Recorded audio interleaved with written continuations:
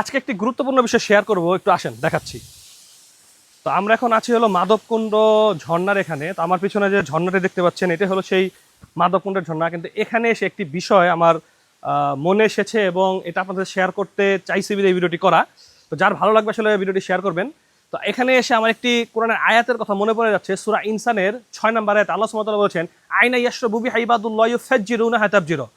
আল্লাহ সুবহানাহু ওয়া তাআলা কোরআনের এই আয়াতে বলছেন যে আমার বান্দাগণ জান্নাতের একটি ঝর্ণা থেকে পানি পান করবে এবং সেই ঝর্ণাটা আমার বান্দারা যেভাবে চাবে সেভাবে তাদের সাথে নিয়ে যেতে পারবে। আলহামদুলিল্লাহ, আমার পেছনে যে ঝর্ণাটি দেখতে পাচ্ছেন এর থেকেও অনেক গুণ বেশি সুন্দর, যেটা হয়তো আমরা কল্পনা করতে পারি না, আমাদের অন্তর চিন্তা করতে পারে না। এমন সুন্দর হলো জান্নাতের ঝর্ণা, যেটা আল্লাহ রাসূল সাল্লাল্লাহু আলাইহি সাল্লাম স্পষ্ট করে বলে দিয়েছেন। জান্নাত হলো এমন একটি জিনিস যেটা বান্দা কল্পনা চিন্তা চেতনা করতে পারে না, এরও ঊর্ধ্বে হলো জান্নাত। দুনিয়ার এমন এক ঝর্ণার জন্য আমরা এখানে অনেক দূর থেকে, ঢাকা থেকে চলে এসেছি সিলেটে।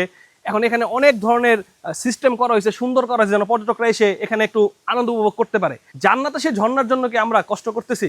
আমাদের কষ্ট করতেছি না।